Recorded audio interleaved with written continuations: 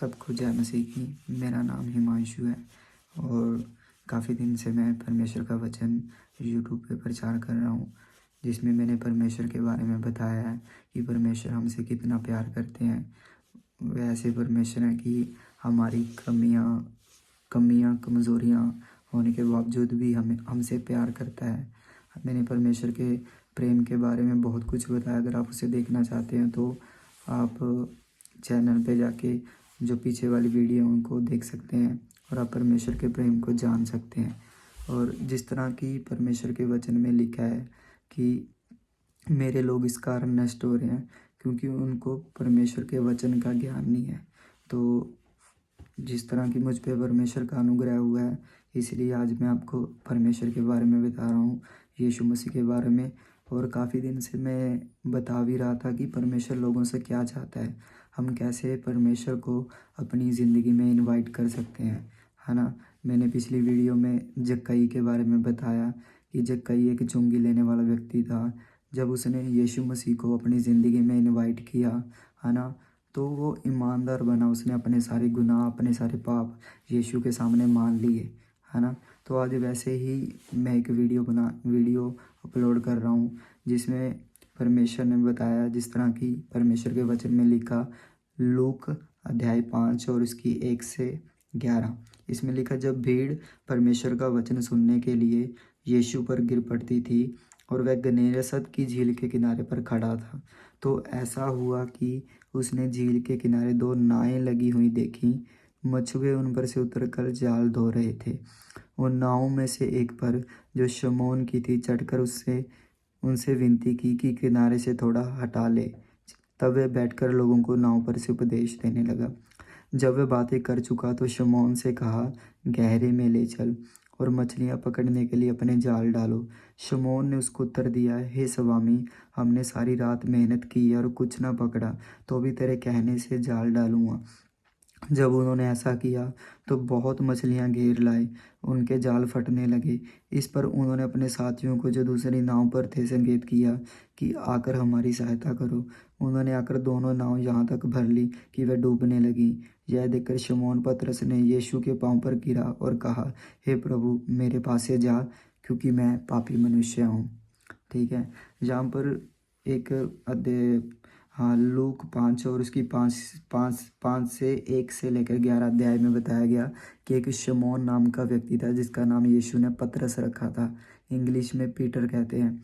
तो पतरस को जब यीशु उनकी नाव के पास गए थे, है ना, तो पतरस को परमेश्वर ने बोला, जैसा कि बाइबल में लिखा कि उन नाव में से एक पर, जो शमौन की थी, मतलब पतरस की थी, चढ़कर उससे विनती की कि किनारे से थोड़ा हटा ले चल, मतलब किनारे से गहराई की ओर ले चल। तब वह बैठकर लोगों को नाव पर से उपदेश देने लगा। जब वह बातें कर चुका तो शमौन से कहा, गहरे में ले चल, मछलियां पकड़ने के लिए अपने जाल डालो, है ना। तो परमेश्वर यीशु मसीह ने पतरस से बोला कि, क्योंकि पतरस मछुआरा था, वो अपनी कश्ती लेके मछलियां पकड़ता था। तो जब पतरस को यीशु मसीह ने बोला कि गहराई में ले चलो, जाल डाल मछलियां पकड़ने के लिए, तो पतरस ने उत्तर दिया कि प्रभु, हमने बहुत मेहनत की, हमने सारी रात मेहनत की, एक भी मछली नहीं पकड़ी है। ठीक है, पतरस ने बोला, लिखा है, शमौन ने उसको उत्तर दिया, हे स्वामी, हमने सारी रात मेहनत की और कुछ ना पकड़ा, तो भी तेरे कहने से जाल डालूंगा। ठीक है, तो आगे लिखा कि जब उन्होंने ऐसा किया तो बहुत मछलियां घेर लाए, उनके जाल फटने लगे। इस पर उन्होंने उनके साथियों को जो दूसरी नाव पर थे संकेत किया कि आकर हमारी सहायता करो। उन्होंने आकर दोनों नाव पर तक भर ली, वह डूबने लगी। यह देखकर शमौन पतरस यीशु के पांव पर गिरा और कहा, हे प्रभु, मेरे पास से जा, क्योंकि मैं पापी मनुष्य हूँ। अब इस सारे अध्याय में, है ना, जब पतरस अकेला गया था मछलियां पकड़ने के लिए अपने साथियों के साथ, तो सारी रात मेहनत करने के बाद भी उन्होंने कुछ नहीं पकड़ा। पर बाइबल में लिखा कि जब यीशु उस नाव में जाते हैं और पतरस को बोलते हैं कि जाके उसी जगह में, उसी बिजनेस में, उसी फाइनेंस में, उसी स्पोर्ट्स में जाके दोबारा कोशिश कर, है ना। पर हम, अगर पतरस की जगह मैं भी होता, तो आप भी होते, तो यही सोचते कैसे कर पाऊँगा, क्योंकि पहले इतनी मेहनत की है, कुछ नहीं कर पाया, फेलियर ही मिला है। पर बाइबल में लिखा कि जब पतरस उसी बिजनेस में जिसमें वो फेल होकर आया था, जिसमें उसने बहुत मेहनत की थी, बाइबल यहाँ पे लिखा उसने कड़ी मेहनत की थी, बहुत मेहनत हार्ड वर्क किया था, पर तब यीशु साथ में नहीं था। बाइबल में लिखा जब यीशु उसकी नाव में बैठा और यीशु ने कहा इसी जगह पे जाल डाल, जहाँ पे उसने मछलियाँ नहीं मिली थी वही जगह पर जब उसने यीशु के कहने से जाल डाला तो बाइबल में लिखा कि जाल फटने लगे। उसने जाल और दो नावों को बुला लिया कि मछलियाँ मेरे साथ शेयर करो क्योंकि मछलियाँ बहुत ज़्यादा हैं। तो बाइबल में लिखा कि किश्ती डूबने लगी। मैं आपको पढ़ के सुनाता हूँ। जब उन्होंने ऐसा किया तो बहुत मछलियाँ घेर लाए, उनके जाल फटने लगे। इस प्रकार उन्होंने अपने साथियों को जो दूसरी नाव पर थे संकेत किया कि आकर हमारी सहायता करो। उन्होंने आकर दोनों नाव पर यहाँ तक भर ली कि डूबने लगी। यह देखकर शमौन पतरस ने यीशु के पाँव पर गिरा और कहा, हे प्रभु, मेरे पास से जा, क्योंकि मैं एक पापी मनुष्य हूँ। ठीक है।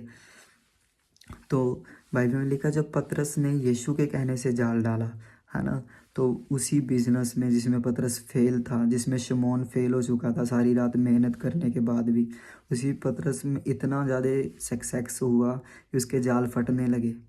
उसको और लोगों को बुलाना पड़ा कि मेरे साथ शेयर करो, और वो उनकी किस्तियाँ भी डूबने लगी, है ना। जब हम यीशु मसीह को अपनी ज़िंदगी में इनवाइट करते हैं तो ऐसे ही होते हैं। ठीक है। और जैसा कि पतरस का मन कर रहा था कि मैंने सारी रात मेहनत की है पर एक भी मछली नहीं पकड़ी, पर तेरे कहने से जाल डालूंगा। हमें वो करना, परमेश्वर के वचन में लिखा है कि यदि तू यीशु मसीह को अपने मुंह से अपना उद्धारकर्ता जानकर, प्रभु जानकर स्वीकार करे तो तू निश्चय उद्धार पाएगा। आपको सिर्फ यीशु मसीह को ग्रहण करना है। आपको बोलना कि यीशु मसीह आप मेरे पापों के लिए आप आए, मैं एक पापी मनुष्य हूँ, आप मेरे लिए मारे गए, आप मेरे लिए गाड़े गए, मेरे सारे पाप अपने आपके लहू से धो के साफ़ हो चुके हैं। मैं आपको अपना परमेश्वर मुक्तिदाता ग्रहण करता हूँ।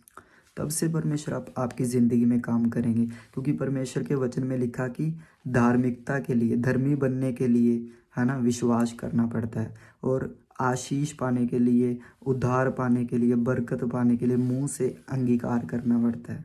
विश्वास कहाँ से करना? मन से। अंगीकार कहाँ करना से? मुंह से। जैसा आप मुंह से बोलोगे वैसा ही परमेश्वर आपकी ज़िंदगी में काम करेगा। ठीक है।